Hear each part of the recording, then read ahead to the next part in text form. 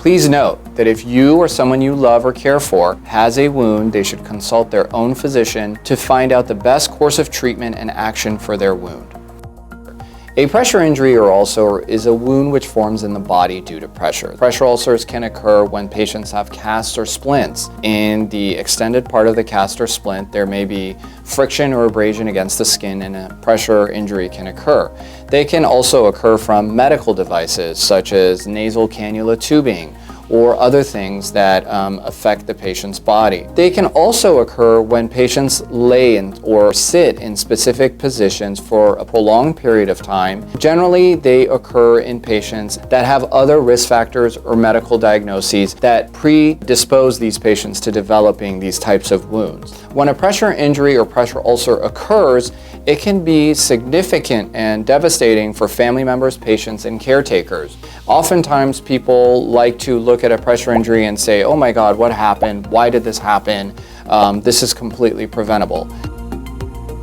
Not all pressure injuries or pressure ulcers are preventable, although we do a lot in the healthcare system to prevent these diseases from occurring. But if you really look at it, a pressure injury or pressure ulcer is a disease state. And although there is a stigma attached to a pressure injury or pressure ulcer where it is looked upon as maybe the patient didn't get the proper care, the proper preventative measures, or proper skin care, this is not always the case. Patients who can really decline in health, be on ventilators and other life support devices, renal failure, who are on dialysis, are at high risk for developing pressure ulcers despite all of the preventative measures that we can take. And in some cases, unfortunately, pressure injuries occur in the late stages of life, and a patient's life expectancy may become lower if they develop a pressure ulcer. But this is not something that should be looked at as a negative stigma.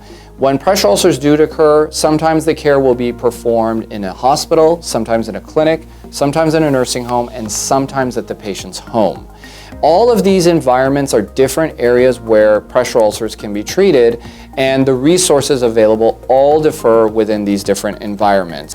One of the things we want to make sure is that patients are comfortable when they develop these ulcers. Sometimes they can be in areas of their lower backside, they can occur in the hip, in the trunk areas, and we want to make sure that pain control is properly administered, the areas are assessed, the areas are kept clean when possible. When patients are bathed, they are properly bathed and the skin is properly taken care of and moisturized after the bathing process so that the skin is in a proper temperature and moisture so that new pressure ulcers do not form.